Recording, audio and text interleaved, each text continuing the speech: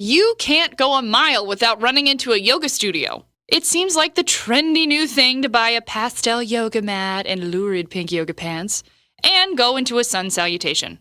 But we are not talking about yoga today because it's a good excuse to wear yoga pants. This week on Wellcast, we're going to show you why even just a few minutes of yoga a week will make you more mentally alert, happier, and healthier. You ready? There are plenty of studies that demonstrate yoga's potential for health. For example, Oxford University found that people who practice yoga even once a week were less stressed out, had lower blood pressure, and slept better at night. And yoga is not just good for your mental health. According to the National Institute of Health, it's proven to help with musculoskeletal issues, especially lower back pain. It can even help relieve asthma. So why don't more people try yoga? Some are afraid it'll be too difficult. You see enough people bent into pretzels, and you start to believe that you'll never be flexible enough. But what you might not know is yoga isn't a one-size-fits-all proposition. There are tons of different types of yoga, all with names that are kind of difficult to remember. There's Hatha, Bikram, Vinyasa, the list goes on. And while some types do encourage a hard workout where you bend and flex into insane positions and sweat bullets, yoga can more simply be just used as a meditative tool. And you get the same mental health benefits. Here's a word you probably haven't heard before: pranayama. It means focus on deep breathing and gentle stretching.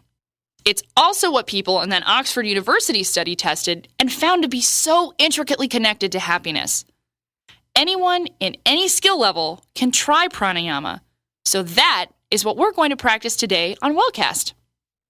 Okay, stand comfortably, evenly on your 2 feet. You shouldn't be on your heels or on your toes. Center yourself, and then notice your breath. Breathe deeply. Try to stay away from shallow chest breathing. Take a few minutes just to focus on your breath. Now it's time to link your breath and movement. Gentle stretching style. When you breathe in, raise your arms. And when you breathe out, lower your arms. Simple as that. Keep your shoulders down and relax your hands. If you want, you can spend 20 minutes doing this. The simple stuff is good stuff. Or you can look up something a little bit more involved. Try Googling sun salutation or beginner's yoga sequence. Spend a little time taking stock of how you feel. What do you think of yoga now that you've tried it for the first time? Okay, pause and print this Wellcast worksheet to answer the following questions. 1. How did you feel before your yoga practice? What worries were you focusing on that day? 2. How did you feel during the exercise? What about after? 3. How does your breathing feel now? Do you notice a difference in your posture? Or what about any changes in your mood? Try doing at least a 10-minute yoga practice every day for a week. See how you feel at the end of the week. Hey, Wellcasters, let's recap. Today we learned about yoga, which we found out was good for the mind, body, and soul. The word we learned today was pranayama, which means focus on deep and gentle stretching. We gave you a worksheet to evaluate your new weekly yoga practice, and we're inviting you to try it at least 10 minutes a day.